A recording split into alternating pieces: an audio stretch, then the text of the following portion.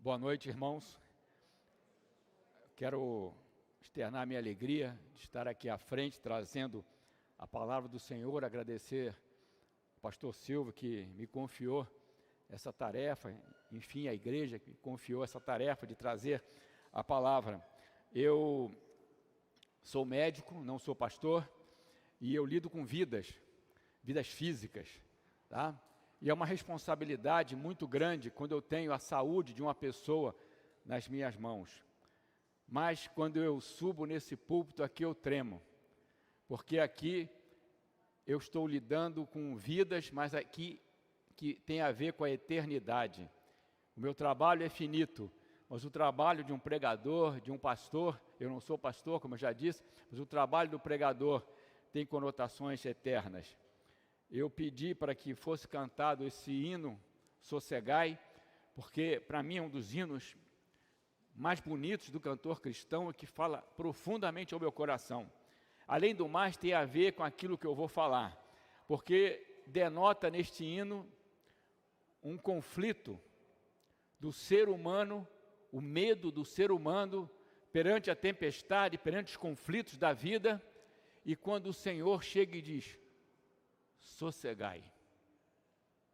Eu quero falar sobre isso, mas talvez de uma conotação, de um jeito um pouquinho diferente. A mensagem que eu vou trazer esta noite, eu já a tinha pregado há vários anos, talvez uns 12 anos atrás, ou até mais, mas agora eu estou trazendo o assunto novamente, mas com uma conotação um pouquinho diferente, com uma vestimenta um pouquinho diferente, para enfatizar uma preocupação que eu tenho, que é um conflito do ser humano, aquele ser humano que já se converteu. Portanto, eu estarei falando hoje mais diretamente a cristãos, a pessoas que já se converteram, já entregaram a sua vida ao Senhor, e que vivem um conflito com as coisas passadas, com as coisas que nós já vivemos, que podem estar atormentando ainda o nosso viver. Nós estamos numa vida em que nós precisamos deixar algo para trás e vamos prosseguir para um alvo.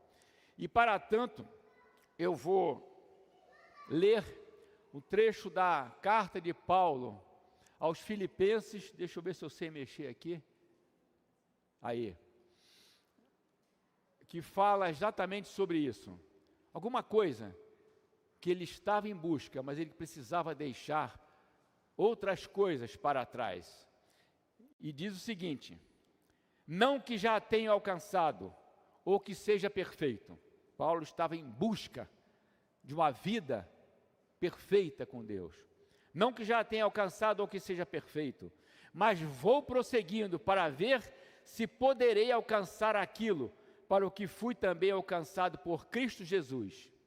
Irmãos, quanto a mim, não julgo que o haja alcançado, mas uma coisa faço, e é que, esquecendo-me das coisas que atrás ficam e avançando para as que estão adiante, prossigo para o alvo, pelo prêmio da vocação celestial de Deus em Cristo Jesus.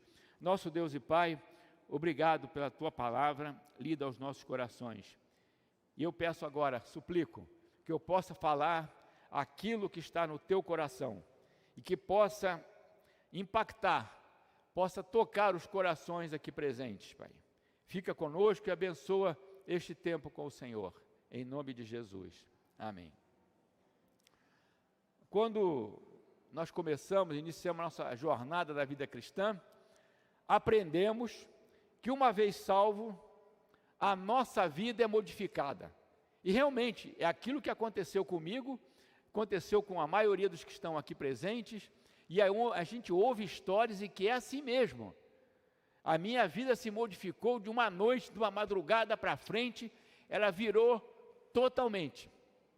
Mas houve um período depois de crescimento, em que eu precisei realmente deixar para trás muitas das coisas que eu fazia, hábitos, conceitos, para caminhar para uma coisa melhor.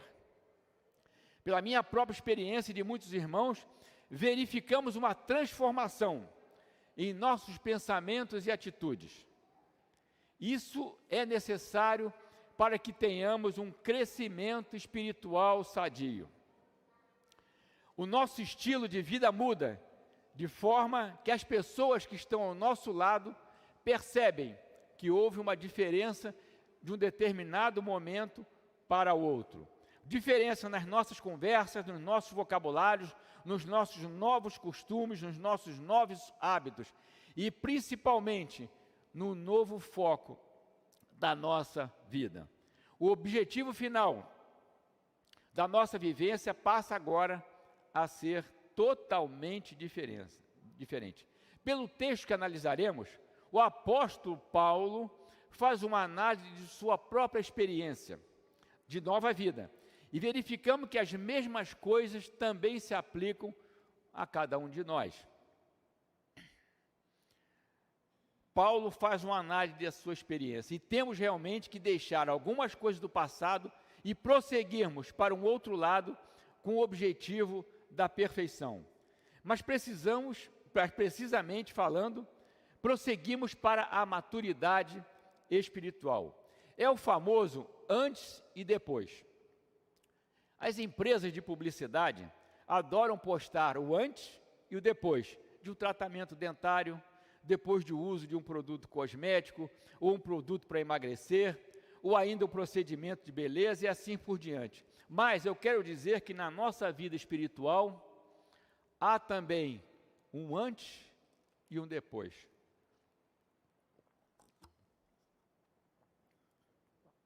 Uma vez que nossas vidas foram transformadas interiormente, como o interior se mostra no exterior, podemos perceber as mudanças. Eu me lembro que uma vez eu fui convidado para uma festa de 15 anos, de uma menina da nossa igreja. E lá havia todo tipo de convidados, cristãos e não cristãos, membros ali da igreja e colegas ali da escola daquela menina. Todos ali naquela festa, todos se divertindo. Naquela época eu era líder de jovens e lidava bastante com esses moços, conhecia bastante. Mas eu fiquei impressionado naquela festa, quando eu comecei a prestar atenção nas fisionomias dos meninos e das meninas. Podem crer, irmãos, era diferente. O livro de Provérbios nos assegura essa expectativa. O coração alegre aformoseia o rosto, mas pela dor do coração, o espírito se abate. Provérbios 15, 13. Então, naquela festa, eu pude perceber pela fisionomia daqueles jovens quem eram do Senhor e quem não era do Senhor. Paulo, escrevendo aos crentes da cidade de Corinto, nos dá uma amostra dessa mudança, exemplificando o que era antes e o que fica depois. Mas não é primeiro o espiritual, e sim o natural, depois o espiritual, 1 Coríntios 15, 46. O contexto pode ser diferente, mas nos dá uma amostra da mudança. Primeiro o natural, ou o carnal, e depois o espiritual com todas as suas mudanças. No entanto, temos um inimigo. A coisa não é tão simples. Temos um inimigo que tenta nos tirar da direção correta, tenta nos desviar da nossa meta, que incessantemente nos desanima de prosseguir para a nossa jornada de fé. Tenta a todo custo fazer com que voltemos a apreciar algumas coisas da velha vida que tínhamos antes da conversão. O inimigo tenta fazer com que tenhamos vontade de flertar com as coisas do passado, ou que tenhamos dificuldade em deixarmos para trás algumas atitudes, hábitos e desejos. E hoje eu quero me deter justamente nisso, nas coisas que precisamos deixar para trás, após a mudança de vida que ocorreu em cada um de nós. Deixamos algo para trás para conquistarmos coisas melhores, procurando atingir alvos que valem a pena e que fazem toda a diferença. Aí eu fico impressionado Acho que eu não estou acostumado mais a falar em público e minha garganta começa a arder.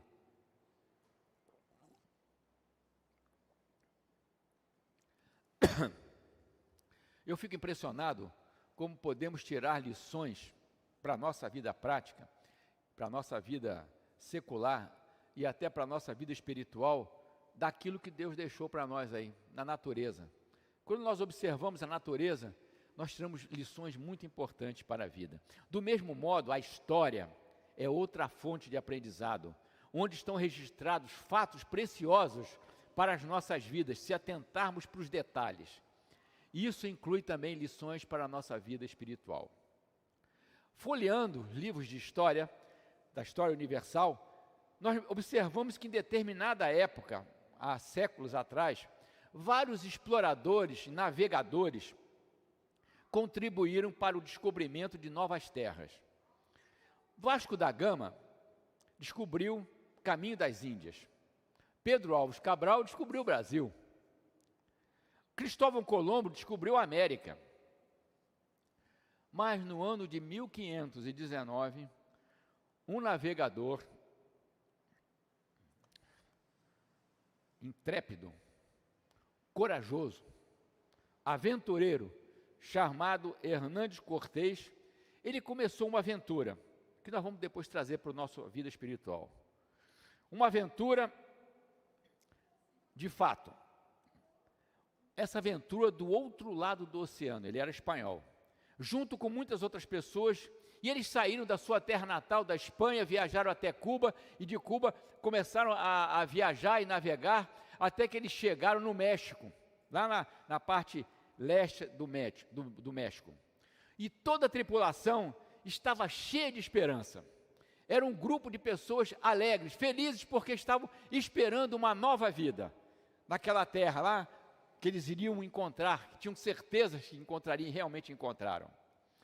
Toda a tripulação cheia de vida, cheia de esperança numa nova vida que poderia surgir, com fama, fortuna e muitas outras coisas que o espírito humano aprecia. Tinham notícias de que o local que estava explorando era rico e com muitas oportunidades. Esta era a esperança e a expectativa. Mas depois de algum tempo de trabalho, eles começaram a ficar cansados, começaram a ficar fracos, mesmo vislumbrando o futuro que tinham pela frente. E eu comecei a pesquisar um pouco dessa história, e eu descobri que eles tinham tido algumas baixas, tinham perdido algumas pessoas, alguns amigos, com ataques de inimigos, na ausência do seu chefe Cortés, o Hernandes Cortés, que naquela época, naqueles dias, estava fazendo um tratado com Montezuma, que era um dos líderes locais. Isso está nos livros de história. A tripulação, antes alegre e disposta, estava agora arquitetando um plano. Estavam arquitetando a possibilidade de um motim e voltar para a antiga terra e para os antigos hábitos. Eles estavam se esquecendo da vida nova que eles estavam esperando, para voltar agora para a vida antiga.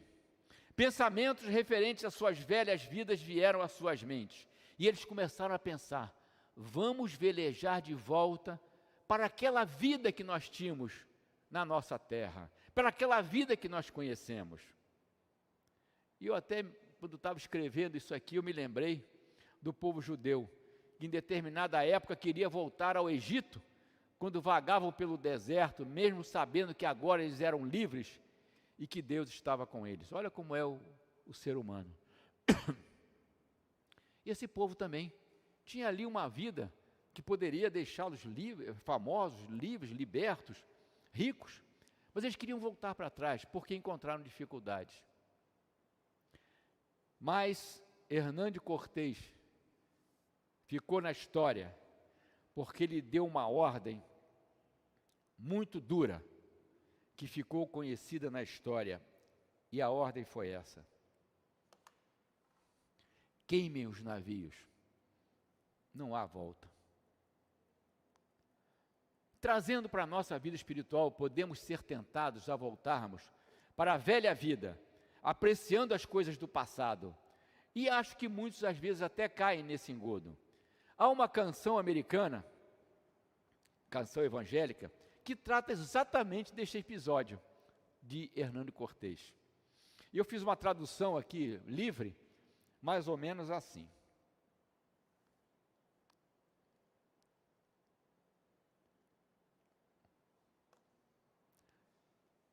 Na primavera do novo começo, isso é uma música, está sem rima, sem nada, porque eu traduzi, direto do inglês.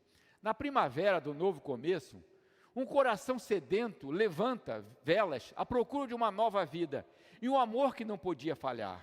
Nas margens da graça e misericórdia, nós chegamos com grande alegria, mas o inimigo estava esperando para roubar, matar e destruir.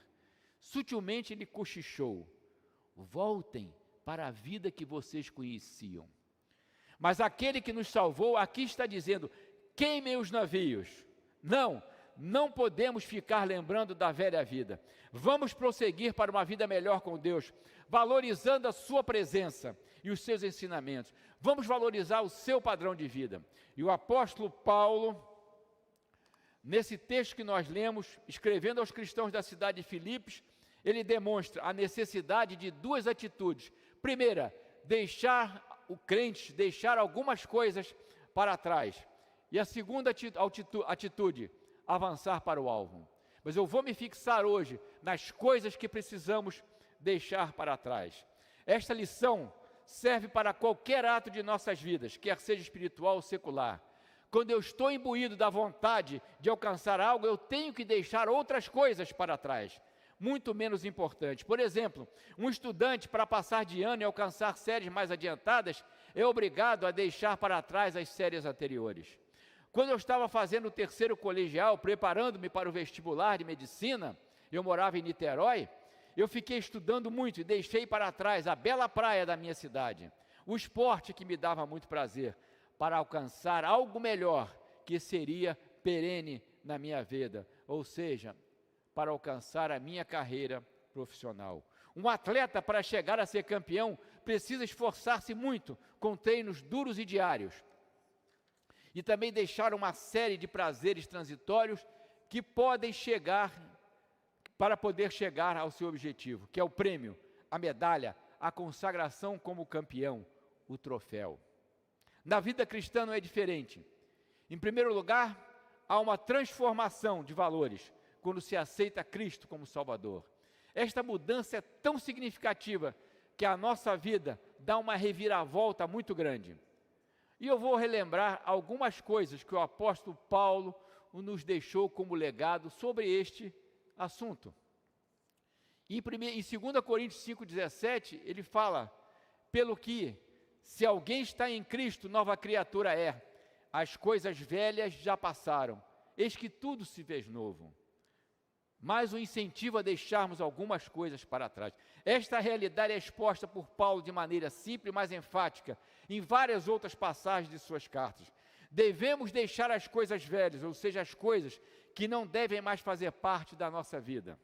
Hábitos pecaminosos, palavreado chulo, companhias de incrédulos, conversas vãs, valores sem valor. Assim, vislumbramos um novo futuro, uma caminhada longa e nova em direção a Jesus, em direção a Cristo, enfim, em direção à vida eterna. Paulo também nos alerta ainda em 2 Gálatas 5,15, o seguinte: mas nem a circuncisão, nem a incircuncisão é coisa alguma, mas sim ser uma nova criatura, uma nova vida. O apóstolo Paulo também reforça essa ideia, aqui em Gálatas 2,20, já estou crucificado com Cristo, e vivo não mais eu, mas Cristo vive em mim, e a vida que agora vivo na carne, vivo-a na fé do Filho de Deus, o qual me amou e se entregou a si mesmo por mim. Novamente, Paulo fala de mudanças que ocorrem na vida do crente quando ele se converte. No Velho Testamento, nós temos uma passagem que exemplifica muito bem esse problema. Foi quando o Senhor destruiu Sodoma e Gomorra. O plano qual era? Destruir todos os habitantes, exceto uma família. Deus enviou 2 anjos para alertarem Ló e sua família. Mas havia uma ordem muito clara: escapa-te, salva a tua vida, não olhes para trás de ti, nem te detenhas em toda essa planície, escapa-te para o monte, para que não pereças. Deixa para trás as coisas que estão lá. Gênesis 19, 17. Mas nós conhecemos a história, muito conhecido. O texto diz que a mulher de Ló, ela se encantava com alguma coisa de tal, e ela voltou-se para trás, olhou para trás e ficou convertida numa estátua de sal. E o texto relata isso, Gênesis 19, 26. Mas a mulher de Ló olhou para trás e ficou convertida em uma estátua de sal. Durante a leitura do Novo Testamento, podemos contemplar várias recomendações específicas de coisas que devemos deixar para trás. Agora nós estamos realmente entrando mais profundamente no nosso assunto. Eu vou dividir isso em 4 tópicos. O primeiro é esse aqui. Primeira coisa que nós precisamos deixar para trás são as obras das trevas, coisas do passado, coisas da nossa vida passada. O apóstolo Paulo, nos alertando sobre isso, nos fala: a noite é passada e o dia é chegado. Rejeitemos ou dispamos, pois, das obras das trevas e vistamo-nos das armas da luz. Vocês estão vendo como o apóstolo Paulo faz uma diferença entre o antes e o depois? Antes nós éramos uma coisa, agora nós somos outras. Nós precisamos deixar algumas coisas, despirmos-nos das obras das trevas e nos revestirmos das armas da luz. Podemos imaginar, por exemplo, no texto lido, uma pessoa usando pijama durante o dia? Não. Ele tem que se revestir, mudar, porque o dia é chegado. Quando chega amanhã, precisamos trocar a nossa roupa para o dia que está começando. O dia aqui significa a nova vida com o Senhor Jesus. Assim como a noite, no texto em questão, pode significar período de escuridão espiritual sem Cristo, o dia pode ser relacionado à luz com Cristo. O dia significa uma mudança total e radical. O apóstolo Paulo ainda, reforçando essa ideia, escrevendo aos Efésios, diz: porque noutros tempos erais trevas, mas agora sois filhos da luz no Senhor. Andais como filhos da luz. Então nós precisamos deixar as obras do passado, as obras das trevas, para nos dirigirmos a uma nova vida. Ainda em Efésios 5,18, não vos embriagueis com o vinho, em que há contenda, mas enchei-vos do Espírito. Paulo novamente faz uma recomendação muito sábia. Embriagar-se com o vinho significa fazer uso de qualquer bebida alcoólica a ponto de que haja contenda, discórdia, confusão, coisas que não devem ocorrer na vida cristã ou no meio cristão. Também podemos entender o embriagar-se como embriagar-se, envolver-se com coisas impuras, numa visão aqui mais espiritual. O vinho, a bebida alcoólica, leva a contendas que não devem existir num contexto cristão. Além do mais, o bêbado, aquele que não está com a sua consciência plena, não tem condições de discernimento, o que é de suma importância para a vida cristã. O homem do mundo não discerne as coisas espirituais. O apóstolo Paulo se refere ao abuso de álcool como facilitador para contendas. A palavra aqui, contenda, traduzida do grego, significa comportamento dissoluto, falta de controle, desperdício. Aliás, o capítulo 5 da carta de Paulo aos Efésios é uma exortação à santidade e uma comparação de costumes como orientação segura para os cristãos. No versículo 1 da carta aos Efésios, capítulo 5, Paulo fala que devemos ser imitadores de Deus. Obviamente, uma tarefa nada fácil. Muitos procuram a bebida ou outras drogas para alcançarem um tipo de alívio para as suas frustrações ou problemas. Mas o apóstolo Paulo faz aí um contraponto. Não vos embriagueis com vinho, que é, não procure as coisas impuras, onde há contenda, mas enchei-vos do Espírito. Esta é a proposta, mais uma vez, do apóstolo Paulo. É o antes e o depois. Uma contraposição das trevas. Ainda, em deixando para trás as coisas, as obras das trevas, precisamos deixar as coisas mundanas, atitudes que não estão de acordo com a vontade de Deus. Aqui, o apóstolo Paulo, mais uma vez em Efésios, diz: ouvistes e fostes instruídos a despojar-vos quanto ao procedimento anterior do velho homem, que se corrompe pela concupiscência do engano, a vos renovar no espírito da vossa mente e vos revestir do novo homem, que segundo Deus foi criado em verdadeira justiça e santidade. Efésios 4, 21 a 24. O apóstolo Paulo está chamando a atenção, mais uma vez, para a nova vida, com novos valores e retidão perante Deus. Precisamos ainda, nesse ponto de deixar as coisas das trevas, ainda precisamos deixar a mentira. Pelo que deixar a mentira e falar a verdade, cada um com o seu próximo, pois somos membros uns dos outros. Sem dúvida, a nossa palavra deve ser uma só. As pessoas devem acreditar no que falamos. A nossa postura diante da verdade deve ser muito firme. Sem dúvida, Jesus disse: seja, porém, o vosso falar sim, sim, não, não, pois o que passa daí vem do maligno. Ainda, precisamos deixar o egoísmo. São tudo frutos, coisas das trevas. Deixar de pensar somente em si, mas preocupar-se com os outros, com as dificuldades dos outros, com a obra de Cristo, preocupar-se com a sua igreja, preocupar-se com as suas necessidades. A mudança de vida implica em mudança quanto a coisas materiais.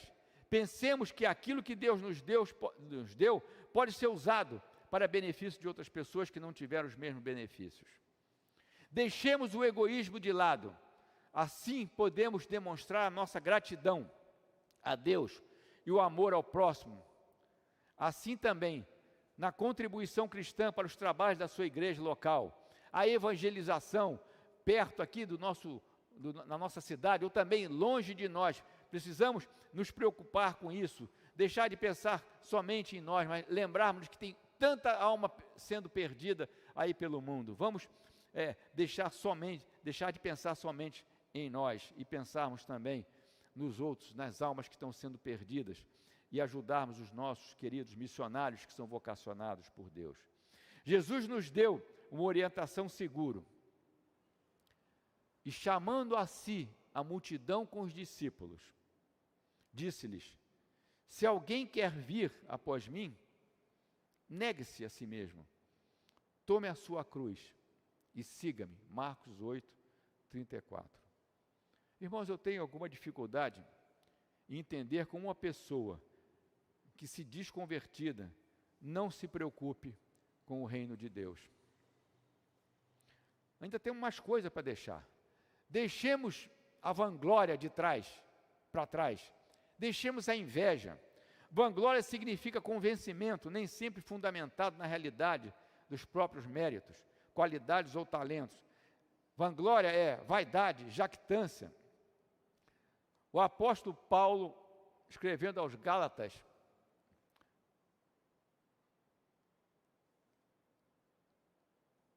fala assim: não sejamos cobiçosos de vanglórias, irritando-nos uns com os outros, invejando-nos uns aos outros. Vanglória é glória vã, glória mundana, egoísmo, mesquinharia, coisas que não devem estar na vida do crente em Jesus. Inveja, isto traz problemas de relacionamento entre pessoas. Precisamos nos contentar com o que Deus tem preparado para as nossas vidas sem murmuração. A sua vontade é boa, perfeita e agradável, e vamos desfrutar destas coisas. Estes ensinos são para o nosso convívio sadio. E eu acredito que Paulo não estava falando à toa lá na sua época. Essas coisas deviam acontecer até entre os crentes primitivos. Continuando, não vos enganeis, Deus não se deixe escarnecer, pois tudo que o homem semear, isso também ceifará. Porque quem semeia na sua carne, da carne ceifará a corrupção, mas quem semeia no Espírito, do Espírito ceifará a vida eterna. O segundo ponto que nós precisamos agora deixar para trás, nós estávamos falando de deixar as coisas das trevas, agora vamos deixar para trás doutrinas estranhas, ensinamentos estranhos. O escritor aos Hebreus nos alerta: não vos deixeis levar por doutrinas várias e estranhas, porque bom é que o coração se fortifique com a graça e não com os alimentos, que não trouxeram proveito algum aos que com elas se preocuparam. Aqui novamente vemos uma mudança de vida e de costumes, que são necessários para o nosso crescimento espiritual. Vamos deixar para trás alguns costumes antigos e nos voltar para os ensinamentos de Jesus. O que são costumes? Os costumes são regras sociais inculcadas na mente das pessoas pela prática rotineira. Nem todas são boas. O escritor estava se referindo, logicamente, aos costumes judeus, mas que nós podemos trazer para os nossos dias. Às vezes temos tendência de trazer para a nossa igreja doutrinas, ensinamentos e costumes que não são próprias do novo homem, do convertido, daquele que está se revestindo do novo homem, gerado por Cristo. Às vezes fazemos até com boa intenção, mas isso é uma falta, às vezes, de discernimento que existe em algumas pessoas, nas nossas igrejas em geral. Há por aí absurdos que eu tenho, sinceramente, dificuldade de engolir, talvez alguém possa me explicar, que tentam fazer descer pela nossa goela abaixo, sem uma análise mais fria e profunda das Escrituras. Por acaso, é possível entendermos carnaval gospel, encontros evangélicos em clima de boate? O apóstolo Paulo fala, na sua sabedoria, que nós não devemos tomar a forma do mundo, mas sim transformarmos-nos pela renovação da nossa mente. Está lá em Romanos 12, 2. Afinal de contas, somos a luz no meio das trevas. Nós é que devemos influenciar e não sermos moldados pelo mundo. Assim, resplandeça a vossa luz diante dos homens, para que vejam as vossas boas obras e glorifiquem a vosso Pai que está nos céus. Recomendação do próprio Jesus, lá em Mateus 5, 16, no Sermão do Monte. O terceiro ponto que eu quero trazer é refrear a nossa língua. Aqui estou falando de cuidado com o nosso falar, evitando especialmente a maledicência. O apóstolo Tiago nos adverte: se alguém cuida ser religioso e não refreia a sua língua, mas engana o seu coração, a sua religião é vã. Esse assunto é por demais importante, de modo que todo o capítulo 3 da carta de Tiago fala sobre a guarda da língua. Vocês podem até conferir lá e ler. Todo o capítulo 3 de Tiago fala sobre isso. Porque é fácil recriminar, falar, fofocar, criticar sem amor. Falar mal dos outros, fazer comentários maldosos, fazendo um pré-julgamento sem antes sabermos dos fatos, como realmente são. Podem fazer muito mal à igreja do Senhor Jesus Cristo. No versículo 8 da carta de Tiago, capítulo 3, há uma advertência muito importante. Mas a língua, nenhum homem a pode domar, é um mal irrefreável, está cheia de peçonha mortal. O apóstolo Pedro, escrevendo a respeito do amor fraternal, declara: quem quer amar a vida e ver os dias bons, refreia sua língua do mal, e os seus lábios não falem engano. 1 Pedro 3,10. Eu me lembro de uma história que eu li, se não me engano foi no Jornal Batista, muitos anos atrás. Certa vez, um pastor foi visto entrando em uma casa suspeita com uma mulher. Foi aquele escândalo. Como pode um pastor frequentar um lugar desse? Frequentar um lugar desse. As más línguas não perdoaram o pastor. Porém, quando as coisas foram esclarecidas, verificaram que o pastor realmente tinha entrado naquele lugar com a sua própria esposa, para responder, para atender a um pedido urgente de socorro de uma pobre alma cansada daquele tipo de vida. Olha como é sério isso. Mas o estrago já tinha sido feito. Como perderam aquelas pessoas? Porque não tiveram cuidado antes de falar. É fácil denegrir alguém, mas o cristão maduro deve ter o amor no falar. Uma história infantil que eu já contei aqui na igreja, que eu gosto muito, o pessoal da minha época vai lembrar disso aqui. Essa história infantil, Asterix. Eu tinha toda a coleção de Asterix na minha época de jovem. Mas essa história me chamou muita atenção e eu nunca esqueci dela. Chama-se Cisânia. Que literalmente, essa palavra cisânia, fui no dicionário, significa joio. Figuradamente, significa discórdia, confusão, desarmonia.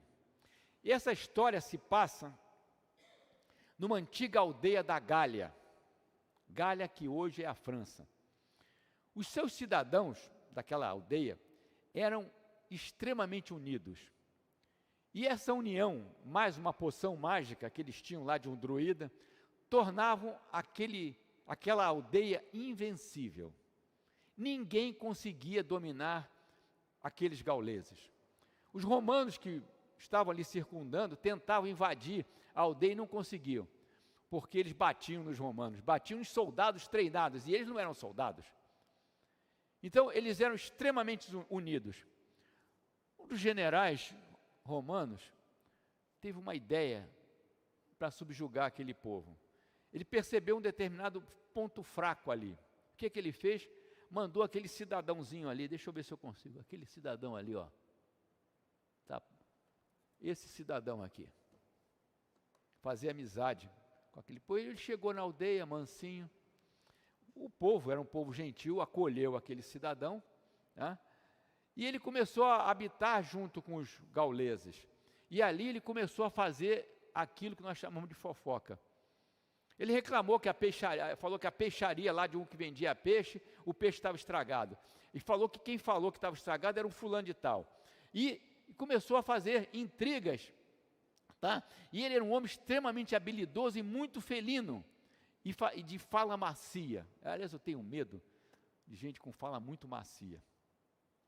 Quando eu era militar, uma vez, eu estava em treinamento lá, na Força Aérea, e eu me lembro que um major, que era nosso instrutor lá, falou assim: cuidado com o cara que se enquadra demais. A gente tem que se enquadrar, mas cuidado com o cara que se enquadra demais. Mas, felizmente, os líderes perceberam toda a trama e expulsaram o indivíduo da aldeia, e a paz voltou a reinar. Olha só a capa da revista. Esses dois aqui, vocês sabem quem são? Asterix e Obelix. Extremamente amigos. Olha, estão brigando aí. Isso chama-se cisânia, discórdia, confusão, que é gerado pelas falas maliciosas. Mas, na historinha, os líderes perceberam e expulsaram esse cidadão, e a paz voltou a reinar naquela aldeia. Eu achei didático essa lição. Aliás, essa tática é a tática do inimigo, a tática de jogar um contra o outro. Foi a tática que a serpente usou para enganar o primeiro casal. Ele não falou mal de Deus explicitamente, mas deixou uma dúvida, tá? O diabo odeia duas instituições, principalmente a família e a igreja. Duas instituições criadas por Deus, e ele tenta destruí-la a todo custo. Por isso, estou trazendo essa palavra de crescimento espiritual, coisas que nós precisamos deixar lá no passado. E o último item é este: vamos deixar para trás as mágoas, meus irmãos, meus queridos irmãos. Muitas vezes, nos deixamos levar por sentimentos que nos trazem angústia e sofrimento, sem necessidade. Ficamos remoendo as coisas do passado que nos trazem lembranças desagradáveis. Ficamos ressentidos com pessoas e sofremos. O inimigo de nossas almas gosta disso e cria situações para que nada se modifique. Mas o servo de Deus não vai se curvar diante destas coisas. Nós temos a tendência a permanecermos duros e inflexíveis nas nossas convicções, mesmo que às vezes saibamos que estamos errados. Esses sentimentos podem até levar a doenças. Uma vez uma senhora me procurou porque ela estava deprimida. Faz mais de 30 anos isso aí. Com o passar da conversa, eu fiquei sabendo que ela tinha um problema com o irmão dela. Há 20 anos não se falavam. Uma coisa que aparentemente não era tão séria, a meu ver. Não me lembro exatamente o que era. E eles perderam a oportunidade de ficarem juntos e curtirem a família e curtirem os sobrinhos. Inclusive moravam juntos, moravam perto um do outro. Depois de eu sabendo dessa história, eu orientei para que ela perdoasse o irmão. E pedisse perdão também, vice-versa, que se perdoassem. E assim eles deixariam de cultivar a mágoa, que só trazia conflitos. Após algumas semanas, essa senhora voltou no meu consultório alegre. Havia procurado o irmão e se reconciliaram. E a depressão terminou, nem precisou de tratamento com remédio. Eu quero dizer para os irmãos que o perdão é um bom tratamento para as mágoas que precisam ser deixadas para trás. Às vezes gostamos de vingança. Eu já tive esse sentimento também. Tá? Mas isso não é coisa de Deus, mas sim o espírito pacífico é que é de Deus.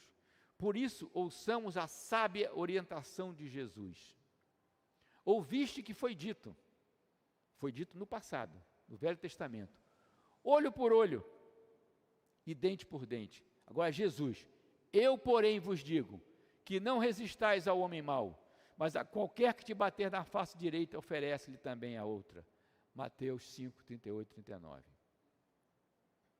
Evidentemente, esta era a maneira dos orientais falavam com exagero, dá a outra face e tal, mas significa não ter um comportamento belicoso, um comportamento de vingança.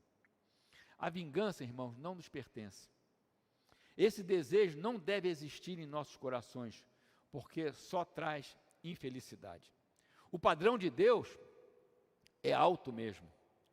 Precisamos nos esforçar para chegar o mais perto possível, porque a perfeição é impossível, mas vamos tentar chegar o mais perto possível. Aí Jesus vai mais à frente ainda, no Sermão do Monte, outra advertência. Ouviste que foi dito, quer dizer, do velho, mas agora, foi dito assim, amarás ao teu próximo e odiarás ao teu inimigo. Quer dizer, Jesus, porém vos digo, amai a vossos inimigos e orai pelo que vos persegue, para que vos torneis filhos de vosso Pai que está no céu. Mateus 5, 43, 45. Difícil. A ordem de Deus é a perfeição. Para nós é impossível, mas temos que fazer o melhor de Deus, porque isso é o que Deus espera de nós. Irmãos, eu tenho certeza que todos nós temos inimigos. Duvido que alguém não tenha inimigo. Pode não ser um inimigo aberto, mas pelo menos inimigo velado. Porque toda vez que você quer seguir a ordem, fazer o correto, você vai ter oposição. Vai ter gente contra você. Pode não falar. Jesus diz que nós devemos amar essas pessoas. Até aqueles que abertamente falam mal de nós. Já aconteceu comigo isso aí. Que eu tive vontade de vingança. Mas Deus foi tão bom que foi apaziguando o meu coração. E hoje essas pessoas, algumas dessas pessoas que eu tinha esse desejo, hoje são meus amigos. Simplesmente porque orei por eles. Pedi a Deus que, por eles, por essas pessoas.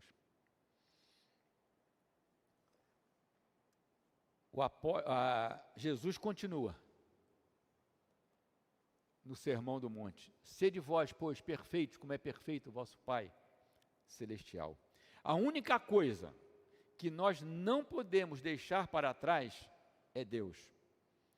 Uma canção diz assim: não há esperança alguma para um mundo onde Deus não está.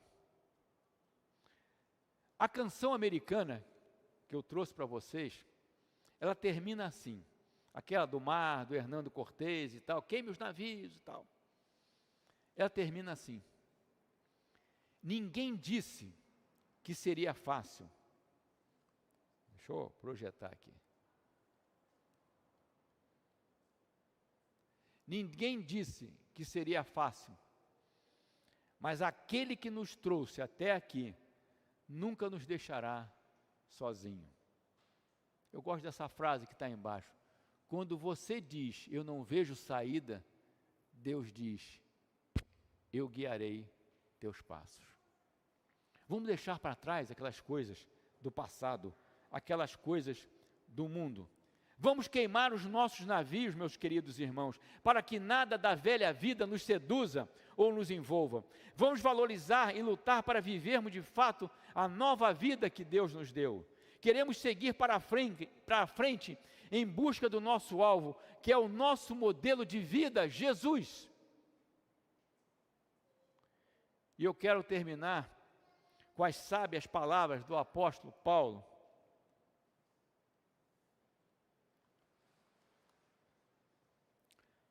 Porque nenhum de nós vive para si mesmo, e nenhum morre para si, pois se vivemos, para o Senhor vivemos, se morremos, para o Senhor morremos, de sorte que quer vivamos, quer morramos, somos do Senhor.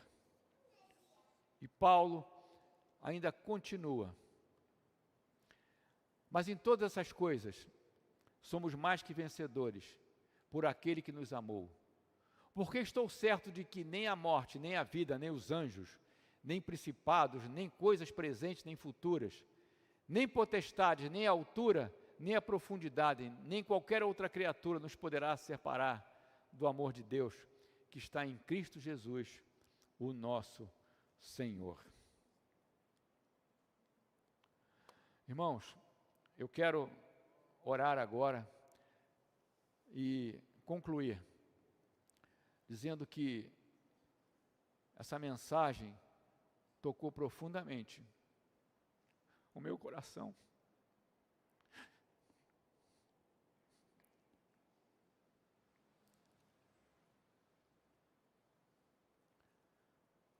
Se a mensagem não falar o coração do pregador,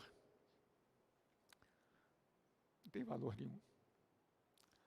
Obrigado, irmãos. Vamos orar. Nosso Deus e Pai, obrigado, Senhor, pela Tua palavra exposta aos nossos corações. Que possamos aprender pela Tua palavra a deixarmos as obras das trevas, deixarmos as mágoas, deixarmos a mentira, deixarmos as contendas para trás, Pai. Queremos prosseguir para o alvo, que é o Senhor Jesus. Queremos ter uma vida realmente de bem com o Senhor, consagrada ao Teu reino.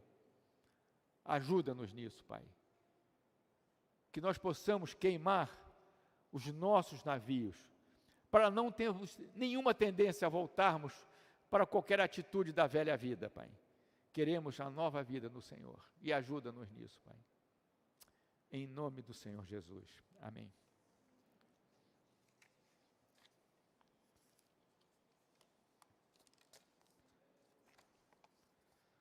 Devolvo a palavra. Aqui, terminou o culto.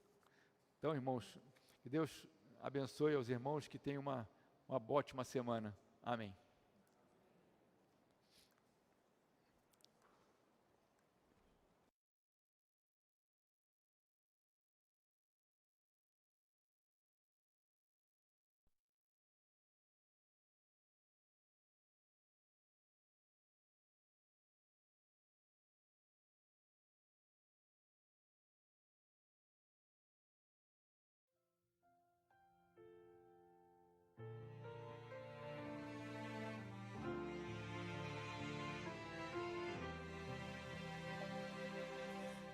mestre, o